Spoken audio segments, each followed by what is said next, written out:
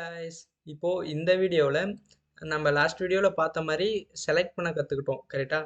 So ஒரு டேகையும் நம்மளால் இப்போது ஜாவாஸ்கிரிப்ட் வச்சு செலக்ட் பண்ண முடியும். ஸோ செலக்ட் பண்ண டேகை இப்போ நம்ம வந்து எடிட் பண்ணணும், ஓகேங்களா. ஸோ அதில் இருக்கிற கண்டென்ட்டை வந்து சேஞ்ச் பண்ணணும். ஸோ அது எப்படின்னு பார்க்கலாம். ஜஸ்ட் நான் இப்போதைக்கு இது எல்லாமே எரேஸ் பண்ணிடுறேன், h1 டேக் மட்டும் வச்சுக்கிறேன், ஓகேங்களா. ஸோ h1 டேக், அதில் h1 டேக் அப்படின்னு செலக்ட் பண்ணியிருக்கேன், ஓகேங்களா.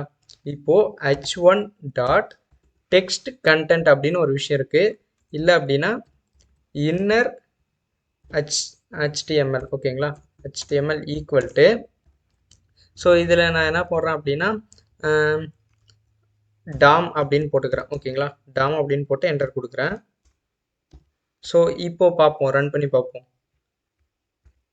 ஜஸ்ட் நான் ரீஃப்ரெஷ் பண்ணேன் அப்படின்னா not defined text, okay HT அப்படின்னு நாட் டிஃபைன்ட் அப்படின்னு காட்டுது. சாரி HTன்னு போட்டேன் நான், h1 அப்படின்னு போடணும், ஓகேங்களா. ஸோ h1 அப்படின்னு போட்டு இப்போது போய் பார்ப்போமே. பார்த்தீங்களா. ஸோ இந்த இடத்துல பார்த்தீங்கன்னா தெரியும் டாம் அப்படின்னு சேஞ்ச் ஆகிட்டு இருக்கும். ஜஸ்ட் நான் இதை க்ளோஸ் பண்ணிடுறேன்.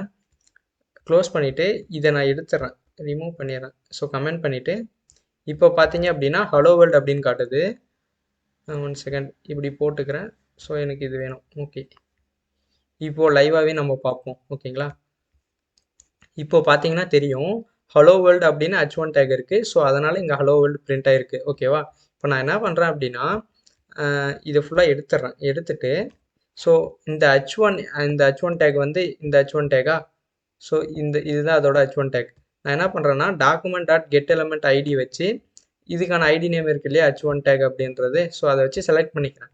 நெக்ஸ்ட் என்ன பண்ணுறேன் அப்படின்னா இதை செலக்ட் பண்ணதை h1 அப்படின்ற வேரியபிளை சேவ் பண்ணியிருக்கேன்னா, ஸோ அதை யூஸ் பண்ணிக்கிறேன். h1 டாட் இன்னர் HTML அப்படின்னு ஒரு விஷயம் இருக்குது. இன்னர் பார்த்தீங்கன்னா தெரியும் இன்னர் HTML அப்படின்னு, ஓகேங்களா. ஸோ இப்படி போட்டு ஈக்குவல் டு அப்படின்றத போட்டு ஏதாவது ஒரு விஷயம் டைப் பண்ணுவோம், ஓகேங்களா. எடிட்டட் பை ஜேஎஸ் டாம் அப்படின்னு போட்டு சேவ் பண்ணனா ஆட்டோமேட்டிக்காக சேவ் ஆகிருக்கும், பார்த்தீங்களா. ஸோ HTML கண்டென்ட் இருக்குது, பட் ஆனால் நான் வந்து ஜாவாஸ்கிரிப்ட் வச்சு சேஞ்ச் பண்ணுறேன், ஓகேங்களா. ஸோ இதுதான் விஷயம். இப்படி தான் ஜாவாஸ்கிரிப்ட் யூஸ் பண்ணி எல்லா விஷயமும் பண்ணுவாங்க, ஓகேங்களா. நான் இதே மாதிரி pTag கூட பண்ணலாம், ஓகேங்களா. ஸோ எக்ஸாம்பிளுக்கு லெட்டில் p equal to document dot query செலக்டரில் ஓகேவா. query செலக்டரில் p அப்படின்றத செலக்ட் பண்ணிக்கிறேன், ஓகேங்களா.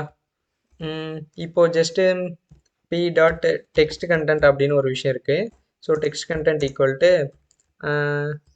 ஹாய் பேராகிராஃப் இல்லை ஹாய் பேரா அப்படின்னு கொடுக்குறேன், ஓகேங்களா. ஸோ நான் சேவ் பண்ண உடனே இங்கே ஆட்டோமேட்டிக்காக மாறிடுச்சு, பார்த்தீங்களா. ஸோ இதுதான் விஷயம். ஸோ ஜாவாஸ்கிரிப்ட் யூஸ் பண்ணி நம்மளால் செலக்ட் பண்ணுறதுக்கு நான் லாஸ்ட் வீடியோவில் சொன்ன மாதிரி எப்படினாலும் செலக்ட் பண்ணிக்கலாம்.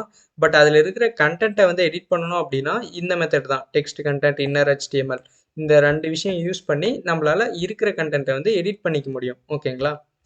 ஸோ நம்ம ஃப்யூச்சரில் வந்து ஒரு பட்டன் வச்சுப்போம், அந்த பட்டனை கிளிக் பண்ணால் எடிட் ஆகிற மாதிரி அதெல்லாம் ஃப்யூச்சரில் பண்ணலாம், ஓகேங்களா. ஸோ இப்போ பண்ணால் அப்படின்னா கொஞ்சம் குழப்பமாக இருக்கிற மாதிரி இருக்கும், பட் ஆனால் ஃப்யூச்சரில் பண்ணாங்க அப்படின்னா ரொம்ப ஈஸியாக இருக்கும், ஓகேங்களா. ஸோ இப்போதைக்கு இது மட்டும் ட்ரை பண்ணி பாருங்கள். நெக்ஸ்ட் வீடியோவில் ஸ்டைலிங்லாம் எப்படி CSS அப்ளை பண்ணலாம் அப்படின்றதெல்லாம் பார்க்கலாம்.